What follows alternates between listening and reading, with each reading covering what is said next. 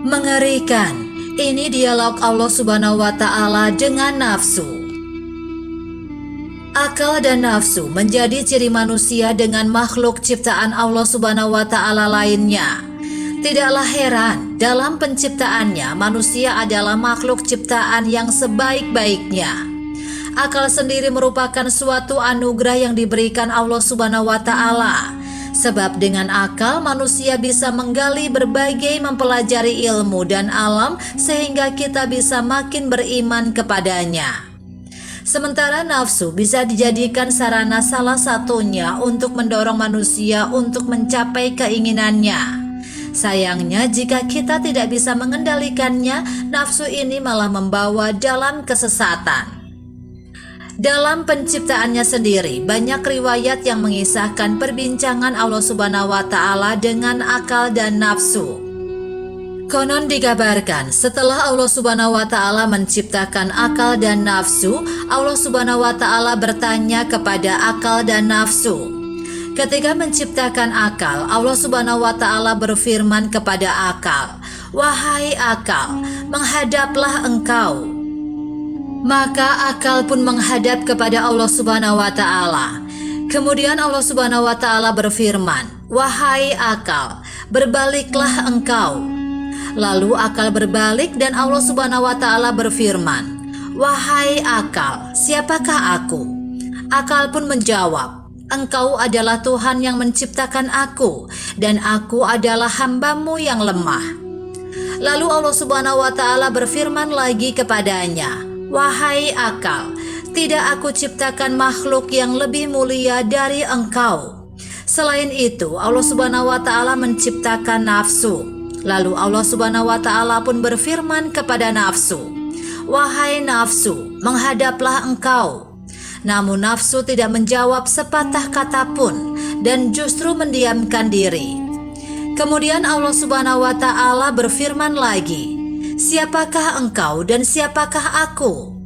Lalu nafsu berkata, "Aku adalah aku dan engkau adalah engkau."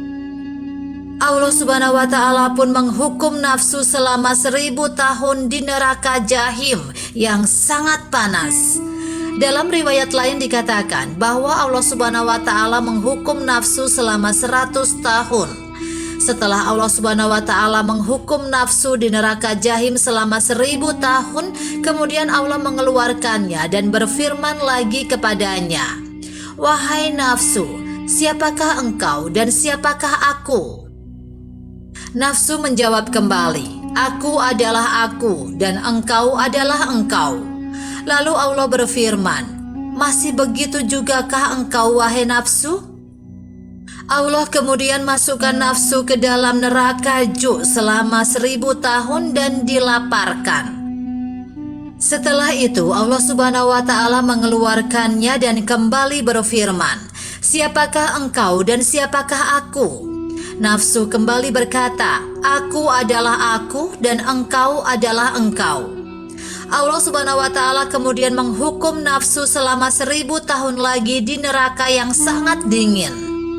Allah Subhanahu wa Ta'ala selanjutnya mengeluarkannya dan berfirman lagi, "Wahai nafsu, siapakah engkau dan siapakah aku?"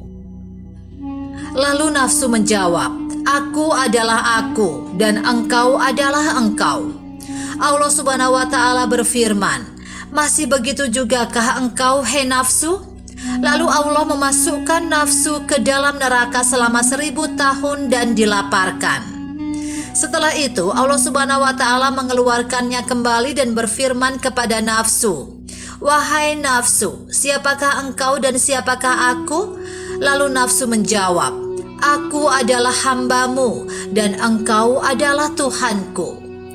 Allah Subhanahu wa Ta'ala lalu berfirman, "Wahai nafsu, sekarang kau masuklah bersama tubuh anak Adam." Sesungguhnya Allah Subhanahu wa Ta'ala menciptakan nafsu itu sebagai cobaan untuk menguji manusia yang sudah sanggup memikul amanah. Nafsu juga diciptakan sebagai sebuah penyaring bagi perbuatan anak cucu Adam, yang mana tiap-tiap perbuatan anak cucu Adam dilandasi sifat mazmumah atau sifat buruk seperti riya, sombong, dan sebagainya.